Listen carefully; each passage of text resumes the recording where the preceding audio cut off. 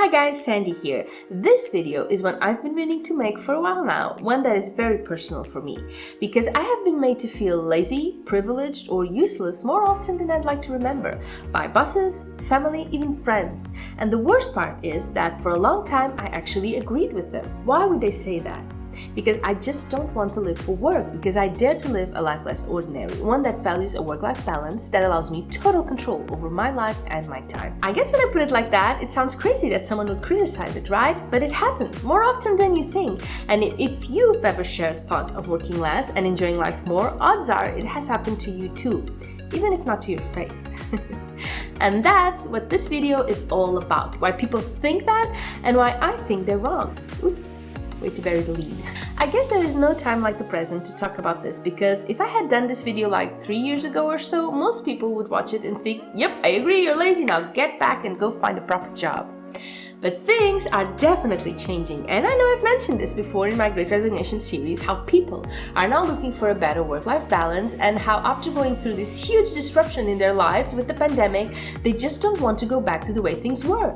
And at the same time, we are seeing these worldwide movements of young people who refuse to work their butts off only to live in wage poverty. People who are joining the line flight movement, for example, who are doing the bare minimums and wanting the bare minimums and telling capitalism and the hustle culture they just aren't playing their game anymore. But I also have to say these movements are being met with a lot of pushback by companies and governments who just want people to go back to slaving away, to working to the point of exhaustion for someone else's profit.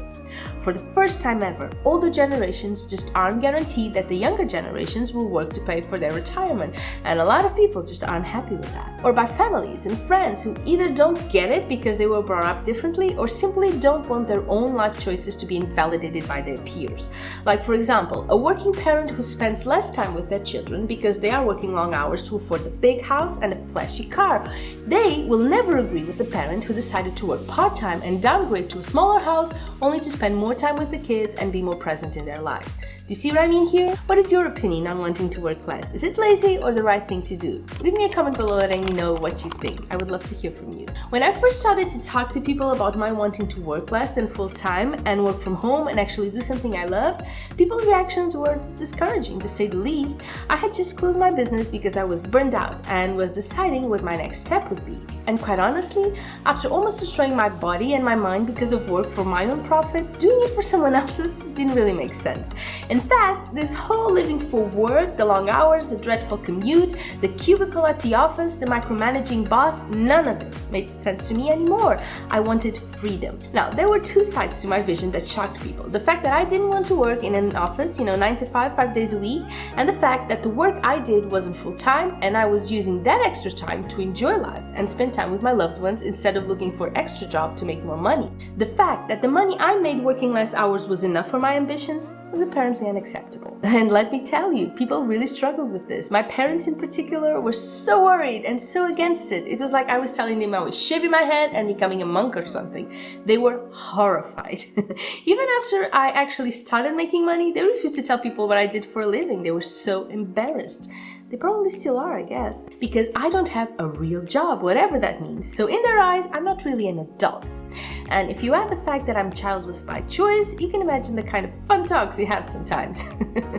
And as for my friends, all of them worked real jobs and they all hated doing it. Yes, envy can play a big part in the criticism as well. So how dare I want to do something that is actually enjoyable? How dare I want to live the life I want? And the worst part is I felt guilty, I felt lacking. I would answer stuff like, oh, maybe someday I'll grow up, or somehow make it sound like I was living this way until I got a real job, when in fact, this was all I wanted to do. Things have since calmed down, of course. For one, because I'm actually successful in what I do, which helped me and them see it differently. And as I've mentioned, now it's just a little bit more normal than it used to be, than it was when I started doing it. Some of the friends that criticized me have actually taken the plunge themselves. Also, funny story, this was actually one of the first things that clicked with Mike and I on our first date. I remember we were at this Mexican restaurant, we knew very little about each other, and when it came to talking about our careers, as one usually does on first dates, we suddenly became very shy about it. And I remember Mike telling me about the company he owned, followed by, I don't really love what I do, but I don't think we should talk about that right now. So immediately I was interested in knowing what was going on. So he continued with, every time I talk about this with people, it doesn't go well. People end up criticizing me and telling me I'm lazy and I just don't want to go through that again. So, of course, we talked about it, and as it turns out, we both had the exact same opinion on how it makes no sense to spend your time working instead of living. And the rest, as I say, is history. We started with the blog, which allowed us both to quit our jobs and do this instead.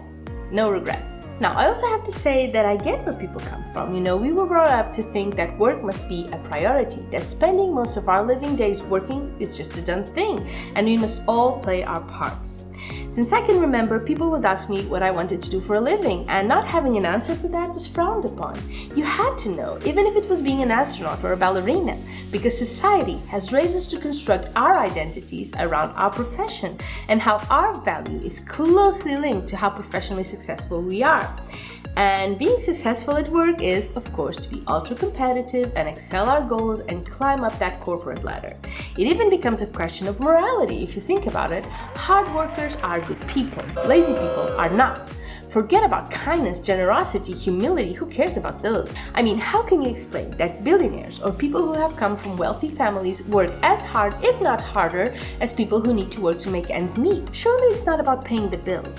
It's about being taught that doing it gives you value, no matter how much money or things you already have.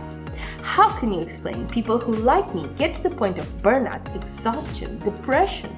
Some of them become suicidal because they are working themselves into the ground. Because for many, their jobs are what gives them purpose. It's who they are, and they don't know any different, even if you absolutely hate what you do. Plus, the whole idea of the hustle culture has been very romanticized by movies, for example. Successful people are always workaholics. They hustle, they grind, they make it happen.